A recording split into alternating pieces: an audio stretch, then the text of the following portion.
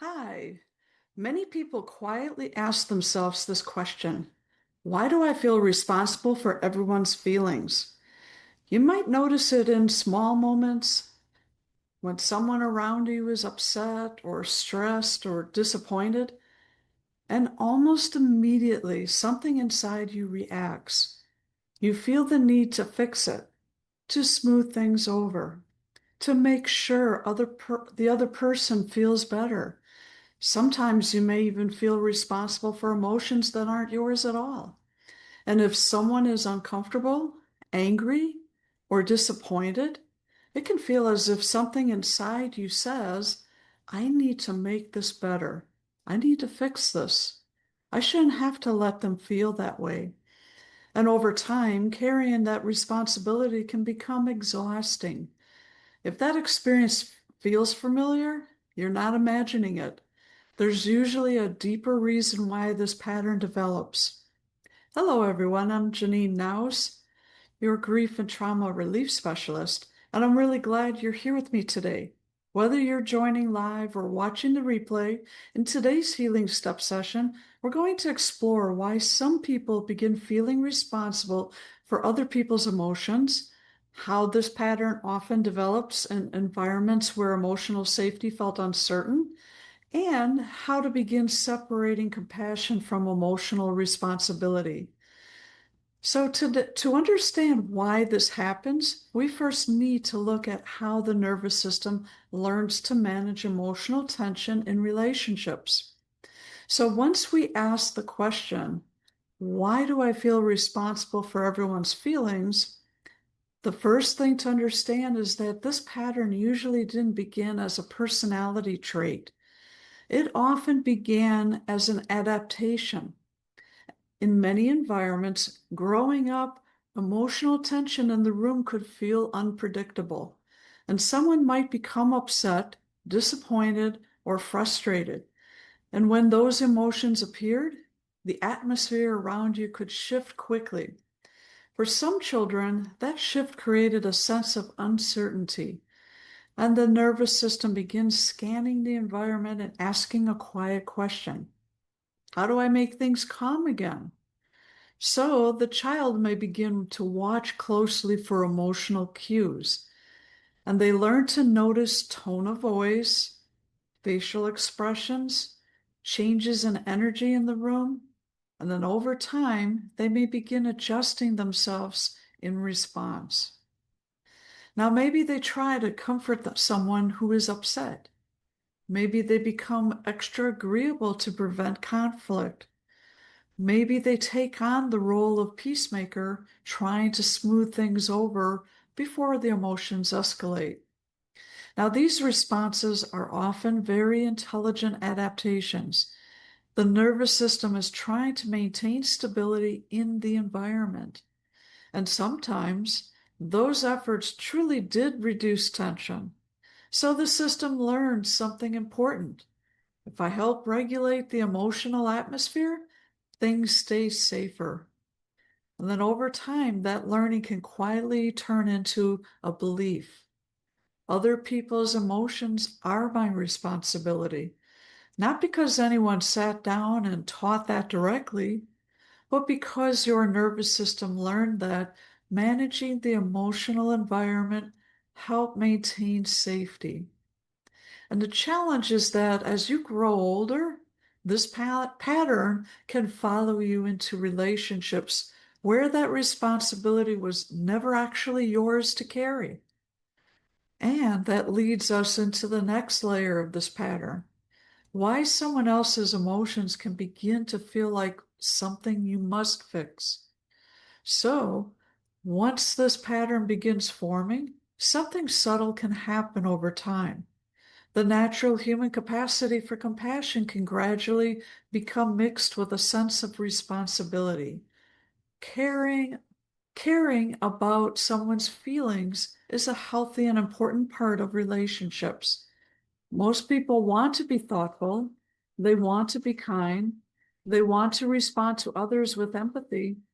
But when the nervous system has learned that emotional tension in the room needs to be managed, compassion can slowly shift into something heavier.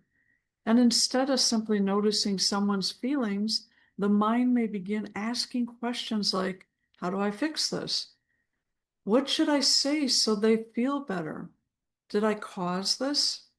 Is it my job to calm this down? And when those thoughts appear repeatedly, another belief can quietly take shape. If someone around me is upset, I need to make it better. This is the moment where compassion begins turning into emotional responsibility. You're no longer just aware of another person's emotions.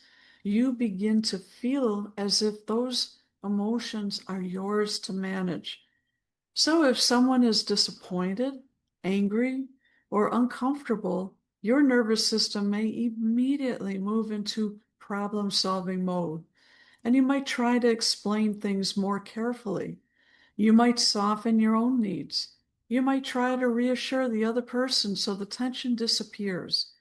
And while these responses often come from kindness, they can slowly become exhausting. And because other people's emotional worlds are far too large for one person to carry, even the most caring, thoughtful person cannot regulate every feeling that exists in a relationship. But if your system learned early that reducing emotional tension kept relationships stable, the urge to fix it feel very strong. And that's why many people quietly ask themselves, why do I feel responsible for everyone's feelings?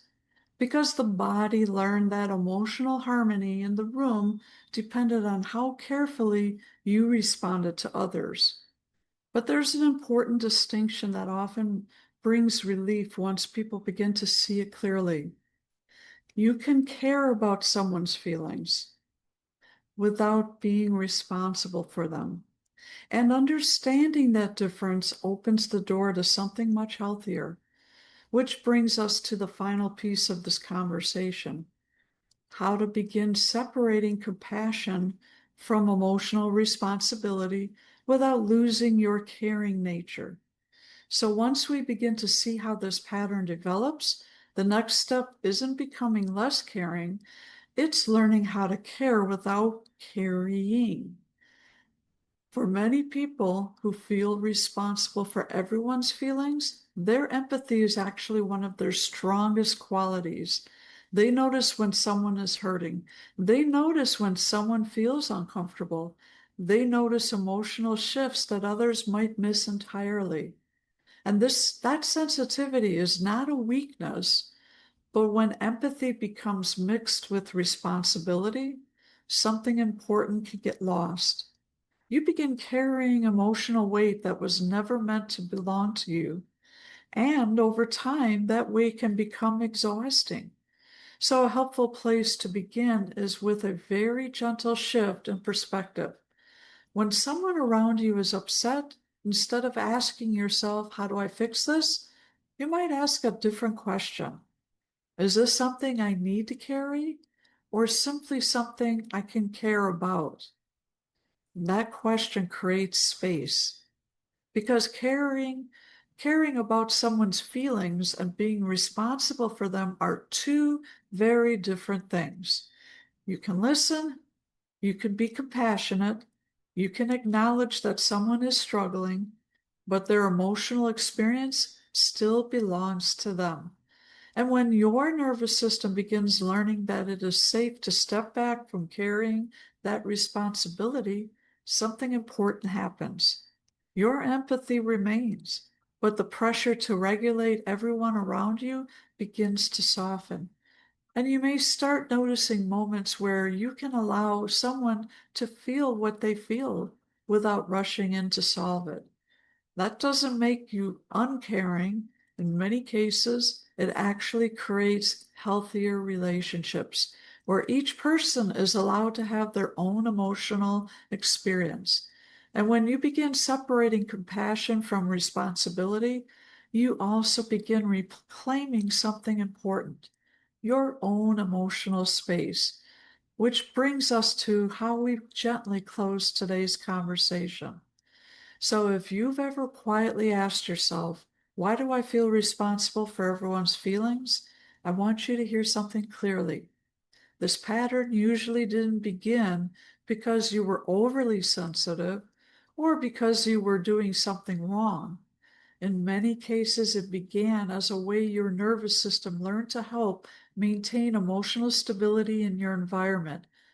At some point in your life, being attentive to other people's emotions likely helped relationships feel calmer, more predictable, or safer. And your system remembers that. But carrying responsibility for everyone else's emotional world can become incredibly heavy over time. Other people's feelings are real and important, but they are not yours to carry. And learning to care without carrying is something your nervous system can slowly begin to relearn. I want to thank you for joining me in today's Healing Step session and for taking a few minutes to explore something that many people carry quietly. Now, if this conversation brought recognition for you, even in a small way, that awareness is an important step.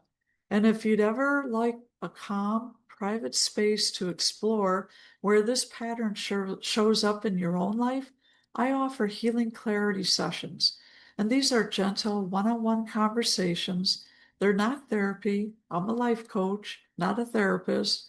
And there's no diagnosing or fixing involved. There's simply a steady space to explore patterns like this and begin separating compassion from emotional responsibility. So there's no urgency or no pressure. Just support when you feel ready. And remember, caring about others is a beautiful quality, but caring does not require carrying everyone's feelings. Thank you again for being here with me today. Have a wonderful day. Bye bye.